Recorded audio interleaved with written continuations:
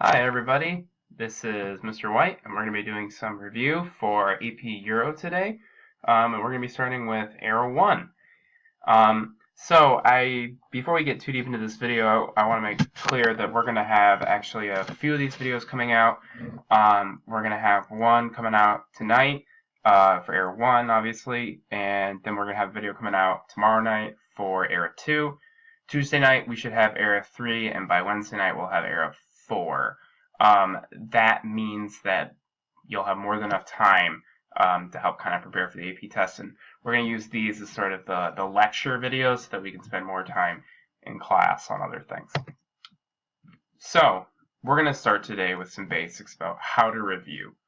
I think I've talked a little bit in class about this, but the big idea is we want to focus on big trends.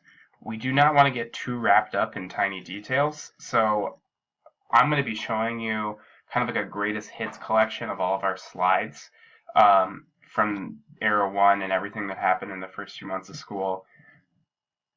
And that means there's going to be a lot of details on those slides, but I want to make it very clear that we're not going into all those details, maybe like how we did back in the first 2 months of the school year, because we don't need to know everything.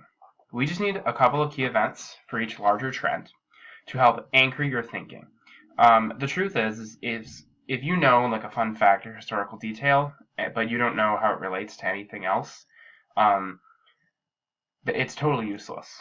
Pretty much every AP multiple choice test question requires you to understand how it's related, or how a piece of content is related to a larger trend or to a different piece of content. So if you can't draw those connections, there's no point knowing that piece of content or that definition in the first place. Therefore, I like to think of content as a way to anchor our understanding and have evidence for trends. So like historians, for example, come up with these trends, right? That's their job, is to find, larger understandings out of history. And they use things that actually happened in the past that are provable, pieces of evidence, right, to defend those interpretations. So that's what we want to do with our studying as well. So, know just a couple key events. This helps for the DBQ and the LEQ. Don't go overboard on tiny details. Nobody needs to know the inner workings of Gladstone's foreign policy, machinations in Afghanistan, or key provisions of the Russian Constitution of 1906. Those are weird. Those are unnecessary, right? So, big thing. Recognize similarities, differences between eras, countries, continuities, changes, causes, effects, etc. So, let's get into it, shall we? So we got Era 1. Era 1 is 1450 to 1648. The starting date is pretty loose. There's going to be Era 1 related questions that also deal with the Middle Ages, which are clearly before 1450, but 1648 is kind of a harder end date. Still not quite as guaranteed of an end date as some of our later eras, but we'll see why as we get there. So, oh my god, I'm getting a phone call. Nope, not doing no phone calls. We ain't doing that. Turning this on mute. Okay, we're back. So, we're going to be looking at three big trends today. We're going to be looking at our three revolutions, our three big R's, which changed European thought and art. So we're going to be looking at the Renaissance, the Reformation, and the Scientific Revolution. Each does something to push Europe more towards modernity. So the Renaissance is all about embracing individualism and humanism, critical thinking, right? The Reformation is all about questioning God, and the religion and the church. And the Scientific Revolution is about questioning the overarching concept of faith and embracing logical, rational reasoning. We're also going to talk about some other things that are a little bit less intellectual. So we're going to be talking about political centralization. This is what creates strong states in Western Europe, which previously the state as a concept didn't really exist before this time period. The next thing we're going to be looking at is international competition, right? And this is expressed through exploration and smaller kind of bilateral wars, meaning wars between usually two countries, until we get one of the first major multinational wars in Europe, the 30 Years' War, which really devastates Europe and prompts a lot of changes and creates kind of the modern state structure system as we know today. So let's get started. We'll start with the Middle Ages. So the Middle Ages in Europe kind of marks the several hundred years after the fall of Rome. Rome in Western Europe fell in 476, and the Middle Ages sort of is the next 800, 900 years after that, kind of all the way up to really the 1300s is when we kind of start to see our traditional understanding of the Middle Ages fall apart. It's a time defined by famine, plague, and wars between small kingdoms, not really states. Society was defined by new values, not old school Roman republicanism and philosophy, but by Christian culture, feudalism, and manorialism, which we'll get into in a moment. So manorialism and feudalism are two sides of the same coin. You can't have one without the other. Manorialism is the basic economic system where agriculture is everything, right? Like what everyone does is agriculture. And feudalism is the social structure that keeps that together and working, right? So you have the peasant serfs, who are essentially the farmers. They do not own land. Basically, they pay rent to their landlords, and they pay rent usually in the form of crops. They pretty much never pay rent in the form of money. That's something that is unique to places like China, where currency is more of a real thing. Usual form of exchange is barter. They had sometimes occasionally small little shops and small little craftsmen, but it was mostly farming. Knights kind of factor into this loosely. They're less of a big deal than this particular pyramid makes them seem to be, because knights kind of work directly for lords, which are sort of the next important element of feudalism. They're the landlords. They own the land. Now, those lords have to pay taxes to their king. So that means that the king derives all of their power from some royal title, which is some like weird, loose, not really practical concept. This meant that for kings to get anything done, they kind of had to leverage, how godly and king-like they were, which is a little bit difficult. This meant that kings often did not really have that much power over their lords. They kind of had to beg and politic with their lords to get things done. Therefore, kingdoms were just very decentralized.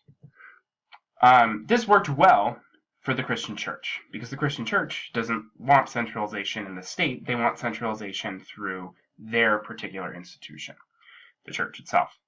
The church became widespread in Europe because the Roman Empire converted to Christianity in the 4th century, or the 300s.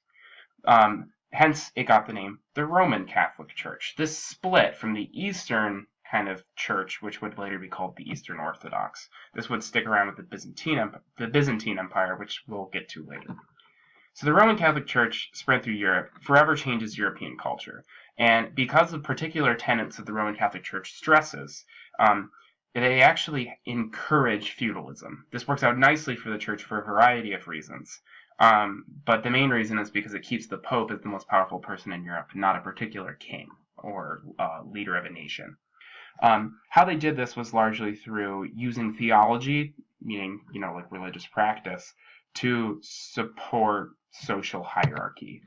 The Great Chain of Being is the clearest example of this, delineating the idea that all of the life in the world, from plants to small animals to larger animals to people to angels to God, were all in this hierarchy of importance, right? The Great Chain of Being sort of reaffirms theologically the basic tenets of hierarchy. We can see Pope Innocent III talking about this, right? He said, "For sure, man was formed out of earth, conceived in guilt, born to punishment. What he does is illicit, shameful, improper, vain, and unprofitable. Man was formed of dust, slime, and ashes. What is even more vile, of the filthiest seed. He was born to toil, dread, and trouble, and more wretched still, was born only to die. Man strives especially for 3 things, riches, pleasures, and honors. And all these things are bad." So humanity is bad, right, as told by the Middle Ages, right? And that's why you must be as Christian as possible, because you are guilty by way of your humanity. The only thing worth glorifying was religion, hence why the only thing pretty and the only nice art that really survives from the Middle Ages is all religious in nature, right? Those Gothic cathedrals. You will not find any secular art in the Middle Ages, right? All art has to do directly with religion. We start to see this change after the plague, right? The Black Death cuts apart Europe, heavily reducing its population. And this is where we finally start to see some of the big changes. We start to see people questioning the church and the way things are done. It decreases confidence in the church. At the exact same time, we have people criticizing the church and spreading their criticisms of the church through books since the invention of the printing press in 1440. A lot of these criticisms from the church were rooted in the idea of celebrating humanity. They were upset in the ways in which the church convinced people to not glorify themselves and their own humanity. That's why Petrarch and others were sort of founded this idea of humanism, the betterment of oneself and the celebrating of humanity. If you want a good song, I highly recommend Mr. Nicky's The Middle Ages. Really, really good song to the tune of the Black Beatles. Let's just see if I can play a clip here.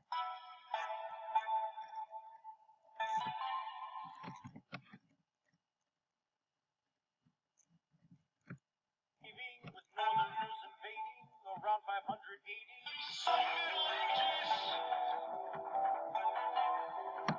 Okay, yeah, we're good. Alright, moving on. So, let's get into the Renaissance. Another good Mr. Nicky video about the Renaissance, but we'll skip that too.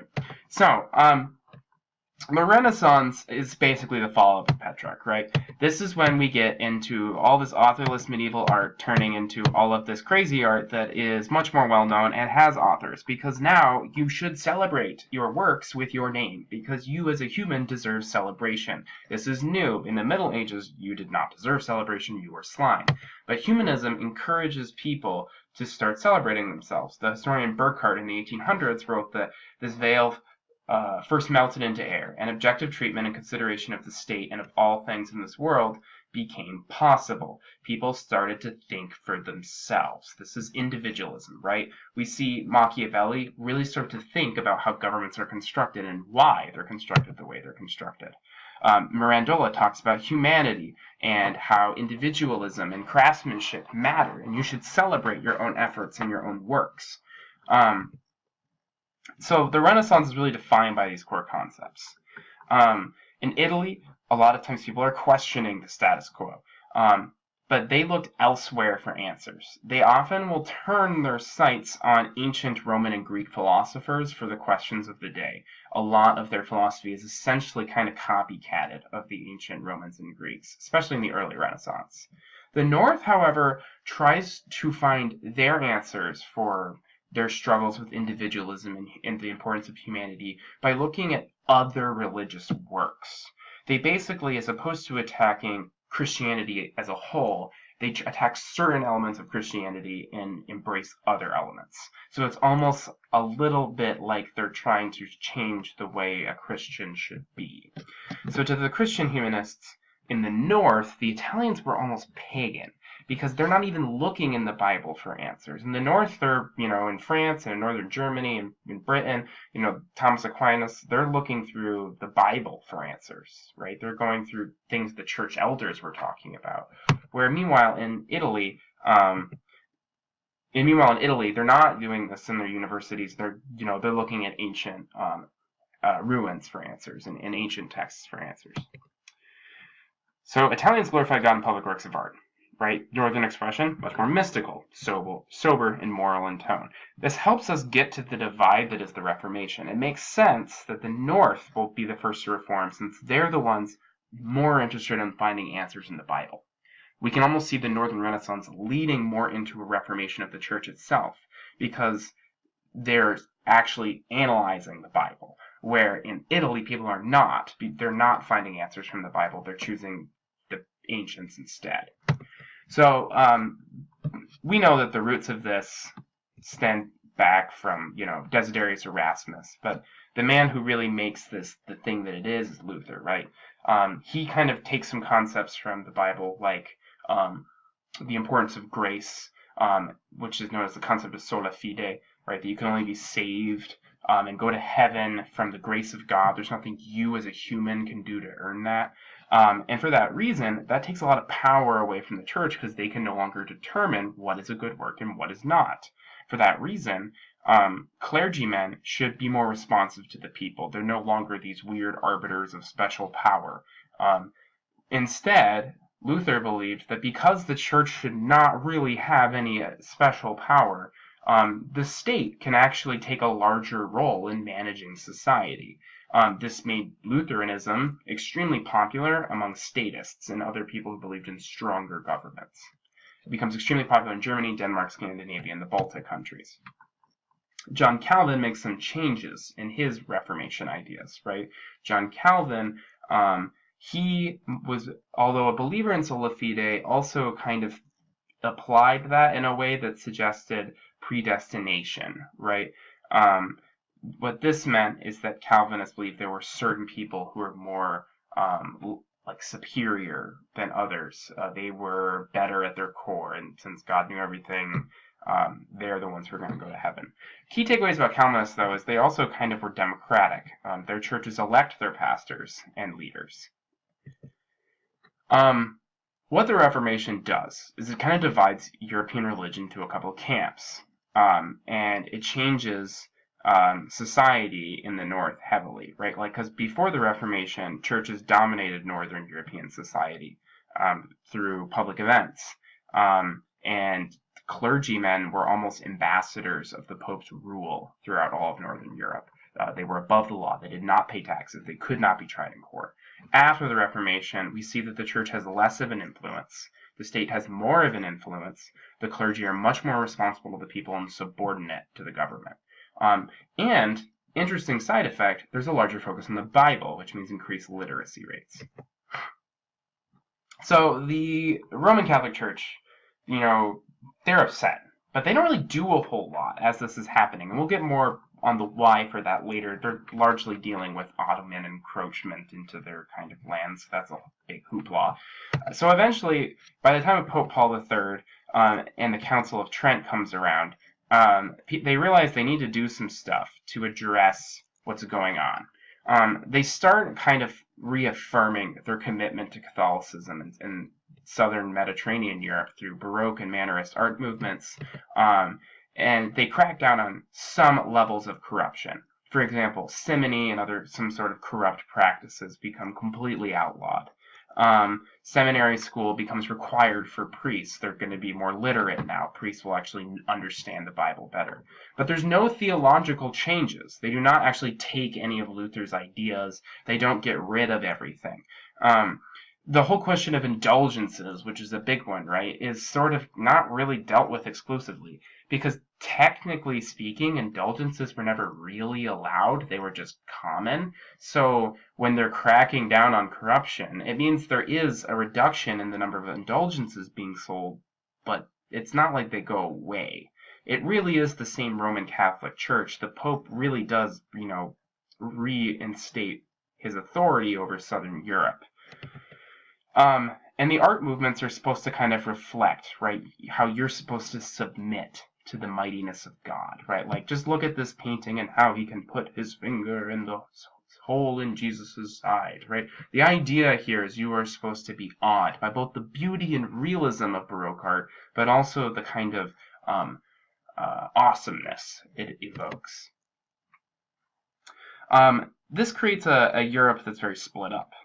That there's, differing ideas moving in the North and the South, right? The North is going to encourage more free thinking and literacy, where the South is going to include more focus on the Catholic Church.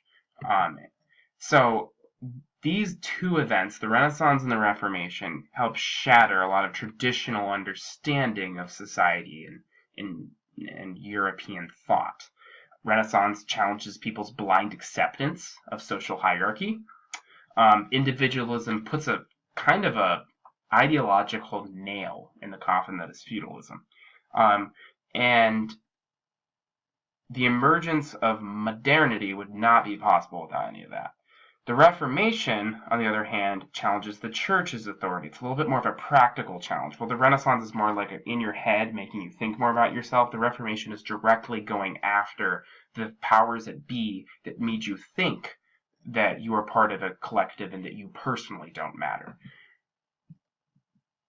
All of this makes it much easier and much more socially acceptable for science to flourish. So the scientific revolution, especially in the 1500s and 1600s, makes some real headway. the whole point of the scientific revolution is, unlike the early Renaissance, they're not just copying what the ancient Greeks and Romans did. They're actually going to do some new stuff. This wouldn't have been possible if it wasn't for the growing number of universities that came out of the Reformation. And the fact that people are no longer willing to accept God and faith as an answer for everything. Science starts to actually also look like a religion.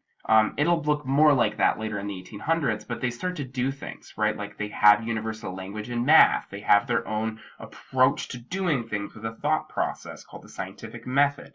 And it'll basically change people's understanding of the world. Granted, in the 15 and 1600s, not everyone's on board with this. That won't be until the late 1800s that science starts to really become, like, firm in people's minds. But we can see it starting early, right? Not everyone buys into science, right? Blaise Pascal is a scientist who thinks science went too far, right? He argued that if you have the choice to believe in God or not, it's best to believe in God, because the consequences are simply that if God isn't real, then what do you gain? But if God is real, then and you don't believe in him, you go straight to hell. So there isn't really a clear commitment to science in Europe, but we do have a lot of these people starting to carve that path. So we see the church, hierarchy, feudal system being attacked, science through people like Copernicus, Galileo, and Newton being pushed. And there's pushback, like just consider Galileo, right? And this all of these hierarchies get shattered, right, with the reintroduction of ancient philosophical, artistic, and religious knowledge, the Renaissance and the Reformation, and all the things they do. This happens at the exact same time as state centralization. State centralization happens throughout the Renaissance, the Reformation, and the Scientific Revolution. As forms of authority through the church are being attacked, who's going to fill the void, right? Who's going to replace the authority that the church once had? It makes sense that states would. Now, states in Europe were never really a firm concept. The thing that's new about new monarchies is they start to exercise a level of top-heavy control that was never done before in Europe. The monarchy becomes the new guarantee of law and order, right? Not the noble or the local community. Monarchies have very, very firm lines of succession now. They're not being debated about. They're trying to put down the nobility and the landlords so that they're really in charge. They often will make alliances between them and middle-class merchants. They often have large bureaucracies staffed with officials to get things done. They'll actually effectively collect taxes from their nobility. They will be in charge of the warfare. Previously, nobles, right, owned the knights. That was a problem because kings wouldn't have their own knights. With the new monarchies, usually now the king will own the military. Kings will also start to exercise the religious control, and that one's especially controversial. Henry VIII is perhaps most famous for this when he creates his own church. They'll sponsor new things like state expansion and exploration, and they'll create new codified systems of law. Codified law had existed in Europe, but through religion. There rarely was the state codifying law, and this will be new with these new monarchies. All of this would not have been possible without a lot of the political thought coming out of the time period. People like Machiavelli ensure that there is a ideological and philosophical base behind all of this momentum. People were starting to model the most successful monarchs like Ferdinand and Isabella and all the things that they had accomplished. And a lot of monarchs were seeing that the more you actually centralized power, the better of a monarch you were. Previously in the Middle Ages, sometimes you would be seen as a better monarch the more you decentralized power and listened to the Pope. Now it seems like the more that you centralize power and put things under your control, you're actually going to create a stronger state. One of the most defining aspects of people like Isabella and other monarchs is how much they sponsored things like exploration. Christopher Columbus is perhaps the largest legacy to Isabella and Ferdinand's new monarchy in Spain. It took state funding and state sponsorship for such massive projects as cross-continental exploration and settlement to happen. We would not have European exploration if it wasn't for these new monarchies. This changes the game, right? We go from these medieval trade routes and this very Middle East-centered, Ottoman-focused, Chinese-focused approach to world trade to now a Atlantic focus to world trade. The Columbian Exchange is focused on transatlantic trade, right? It's no longer focused on who's crossing the Indian Ocean trading spices from China and the Middle East. Even the Pope has to get involved because of how much of a gigantic change this is to the world, right? They divide up sectors of the world into Portuguese and Spanish rule. And because of the wealth that comes with this, we get, Spain actually getting a Holy Roman Emperor and combining a whole bunch of different royal houses together. I mean, it ends up producing one of the largest empires in European history. I mean, he controlled pretty much all of the Holy Roman Empire, which is Germany, but he also controlled like Italy, and he controlled Spain, and he eventually would even control Portugal and the Netherlands. So this is a growing signs of what can happen when you successfully centralize your state. But Charles V's massive state is not as successfully centralized as he would like it to be. As it grows, just like the Roman Empire, it becomes weak on the borders, and a lot of people are not fully complying with what he wants. Great example would be what's happening up in Germany, and we'll get to that in a moment. So, as a little review here, we have some believers in centralized power. What do they have in common, right? Machiavelli believes that it's important to centralize the state. He does this at the exact same time France is invading Italy. Bodin believes the importance of centralizing the state the exact same time France is having internal strife with wars of religion. And Hobbes believes in the importance of centralizing the state the exact same time of the English Civil War. Basically, political centralization around a monarch gets seen as the proper response to a lot of the internal division and strife that's happening because of the Renaissance, Reformation, and Scientific Revolution. Since all of those three big ideological movements challenge the traditional hierarchies and orders in Europe and the focus they place on the church, the state has to be the answer. So, all three of these guys see the state as the solution. And that means the Pope and the Roman Catholic Church are going to have to go after these big states. This is where war gets increasingly religious, and religion becomes this challenge to state control. Nowhere is that more clear than England, right? There is essentially a war in England all about religion. In France, we see a war about religion as well. It's not quite as intense as England's is in the sense that England has to invent a religion to unify the country. France settles on a simpler policy. They believe in religious tolerance with the Edict of Nantes in the 1590s, seen as kind of the long-term solution proposed by Henry IV. And then we have people like Philip II in Spain who believe that the best way to solve Europe's problems is by getting everyone to be Catholic again, and we know how well that goes. Britain goes Anglican, France falls apart, Italy's overtaken, Spain goes ham, gotta pillage that Netherlands. Europe starts to descend into this constant struggle of religion and states battling it out. This is why art in this time period often gets increasingly sad, increasingly displaying scenes of destruction in the north, like Peter Bruegel's Triumph of Death. And this is sort of our build-up to the 30 Years' War. There's a solid 100 years of religious conflict in Europe before the 30 Years' War that is never really wide-scale. It's usually small and isolated.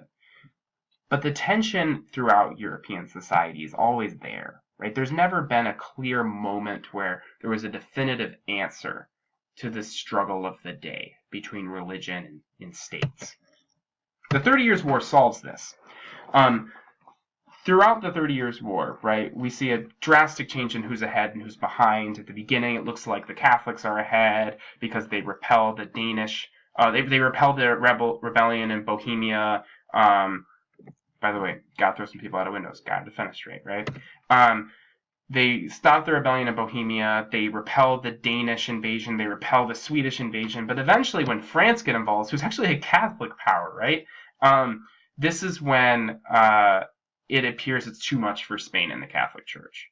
And as a reminder why France gets involved, again, it's because France values the importance of the state over religion. Even though they're the exact same religion, even though they're Catholic too, they are still on the side of these people who are focused on the role of the state. So for that reason, the Peace of Westphalia comes to a very state-centered solution. They essentially encourage statism, or the idea of the importance of nation-states in Europe. The conference itself is the biggest meeting of European diplomats in European history. And you have long-term solutions coming out of the Peace of Westphalia, right? They literally give the Protestant Union over in the Netherlands what they want, right? They reinforce the autonomy of German states, right? The Holy Roman Empire is weakened, which was a, loose collection of states largely bossed around by religious authority. Calvinists get legal recognition. Lutheran states are confirmed to be totally separate. And we get this balance of power in Europe where now Spain, France, Sweden, Britain, the Holy Roman Empire, the Netherlands, they're all supposed to protect each other's national sovereignty, right? They are now states and deserve the protections of statehood. Before, that was always under question, because since the Middle Ages, the Catholic Church was always supposed to be in charge. After Westphalia, it's clear that that's not going to happen ever again, right? Now Europe is a collection of states. They will compete with one another, but there will not be a general war to return Europe to one religious authority. So we get a Europe that is full of different religions and different states with different ethnicities and different focuses and different motivations. And that's perhaps one of the biggest differences between Era 1 and 2, right? Era 1 is defined by this more general ideological struggle that's produced by the Renaissance, Reformation, and Scientific Revolution between states and religion and individual thinking and religion, where Era 2 is going to be more about people pushing against their repressive states. So these territorial changes produced by Westphalia will last until the French Revolution. I mean, this works, right? This is the solution of the day. And we can see the 30 Years' War as kind of a pretty big turning point in European history. This is the moment when states win. So feel free to ask me any questions when we get into class on Tuesday and you guys are like, I don't really get Era 1, what's it all about? Feel free to ask whatever questions you need. Ask questions in the comments. I'll do what I can to answer it. But yeah, check back tomorrow when we get to Era 2, an era all about what happens when states get their way, or religion's pushed aside, and they begin to exercise increasing levels of control over their populations and their nobles, and how eventually, with the French Revolution and the Napoleonic Wars, do the people start to fight back. All right, catch you next time. This is Mr. White from Novi, and this was Era 1 review for AP Euro. See you tomorrow for Era 2.